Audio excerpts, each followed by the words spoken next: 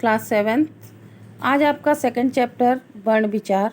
रमेश पढ़ रहा है तो रमेश में कितने वर्ण हैं, पढ़ में कितने वर्ण हैं, राह में कितने वर्ण हैं और है में कितने वर्ण हैं।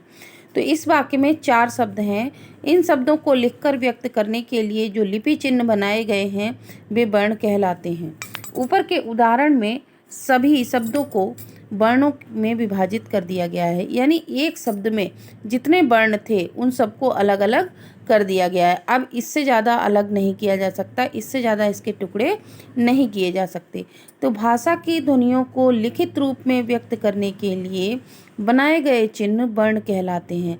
यानी जो हमारी भाषा है जिसे हम लिखते हैं, जो हमारे मुंह से ध्वनियाँ निकलती हैं, आवाज़ निकलती हैं, उनको हम जब भाषा के रूप में लिपिबद्ध करते हैं यानी लिखित रूप में लिखते हैं जब उसे, तब क्या होता है कि उन्हें हम वर्णों द्वारा लिखते हैं और जो चिन्ह बनाए गए हैं, जो वर्ण बनाए गए हैं, वही लिपि है। जिस प्रकार आप फूल या मोती को धागे में क्रम से पिरोते हैं तो वह माला बन जाती है, ठीक उसी प्रकार जब हम वर्णों को क्रम से लिखते हैं या व्यवस्थित समूह में लिखते हैं तो वह वर्णमाला बन जाती है। ठीक। फिर है किसी भाषा में प्रयुक्त होने वाली ध्वनियों को व्यक्त करने वाले वर्णों का क्रमबद्ध समूह या व्यवस्थित समूह वर्णमाला कहलाता है। नेक्स्ट है आपका हिंदी की मानक वर्णमाला। तो हिंदी की मानक वर्णमाला में पहले स्वर आते हैं जो है छोटा आ, बड़ा आ, छोटी बड़ी, छोटा ऊ, बड़ा ऊ, ऋ, ए, ओ, औ।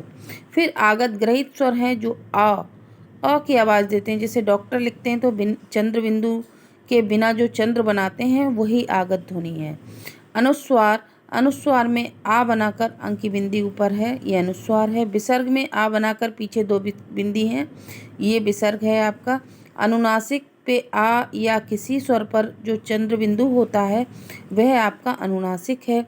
व्यंजन काखा गाघा अंगा यानी का वर्ग, चाचा जाजा या यानी चा वर्ग, टाठा डाडा यानी टा वर्ग, ताथा दादा ना यानी ता वर्ग, पाफा वावा मा यानी पा वर्ग। तो जिस अक्षर से ये लाइन शुरू हुई है उस वर्ग का नाम उसी के पहले अक्षर से रखा गया है। नेक्स्ट है आपके आते हैं अंतस्थ व्यंजन। तो अंतस्थ व्यंजन हमारे 4 हैं, या, रा, ला, वा।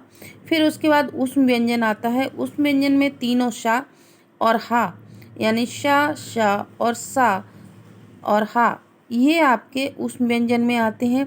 संयुक्त व्यंजन यानी 2 व्यंजनों से मिलकर जो वर्ण बने हैं वो आते हैं आपके संयुक्त व्यंजन में, जो है छ, त्र और ज्ञा और स्रा। फिर ग्रहित व्यंजन यानी जिन्हें हमने अपनी भाषा में ग्रहण किया है, दूसरी भाषा के हैं। क, ख, ग, ज, फ। जा नहीं है, ज है, ज और फ। तो ये इनके नीचे जो बिंदी लगी हुई है इनको नुक्ता कहते हैं। लगते हिंदी जैसे ही हैं लेकिन ये ज़्यादातर उर्दू भाषा के शब्दों में प्रयोग होते हैं। अब हम अपनी वर्णमाला समझेंगे। तो हमारी वर्णमाला में 2 प्रकार के वर्ण हैं, एक स्वर वर्ण, दूसरे व्यंजन वर्ण। स्वर वर्ण क्या है कि स्वर अपने आप में स्वतंत्र होते हैं। स्वर स्वतंत्र रूप से उच्चारित होने वाली वे ध्वनियाँ हैं जिनके उच्चारण में हवा बिना किसी रुकावट के मुंह से बाहर निकलती है। स्वरों की संख्या कुल 11 है। यानी वो मैंने आगे भी बताए थे आपको कि छोटा आ, बड़ा, छोटी बड़ी, छोटा ऊ, बड़ा ऊ, ऋ, ए, ओ, औ, ये 11 स्वर हैं।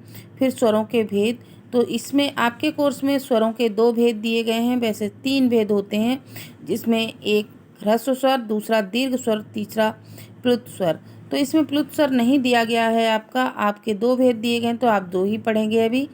हिंदी में 2 प्रकार के स्वर मिलते हैं, जो ह्रस्व स्वर और दीर्घ स्वर। ह्रस्व स्वर जिन स्वरों के उच्चारण में सबसे कम समय लगता है या जो छोटे होते हैं उन्हें ह्रस्व स्वर कहते हैं। ये 4 हैं, छोटा आ, छोटी ई, छोटा ऊ और ऋ। इन्हें मूल स्वर भी कहते हैं। संस्कृत में एक स्वर हिंदी को प्राप्त हुआ है जिसे ऋ संस्कृत भाषा से आया है। ऋ जो ऋ स्वर है वो संस्कृत भाषा से आया है, जिसे ऋ चिन्ह लिखा जाता है, ये लिखा है। ठीक, हिंदी में स्वर के रूप में इसका उच्चारण समाप्त हो गया है। हिंदी भाषा भाषी इसका उच्चारण री के रूप में करते हैं, अतः इसका प्रयोग केवल उन शब्दों में लिखने के लिए किया जाता है जो संस्कृत से हिंदी में आ गए हैं, जैसे ऋषि, ऋतु, कृपा आदि। नेक्स्ट आता है आपका दीर्घ स्वर।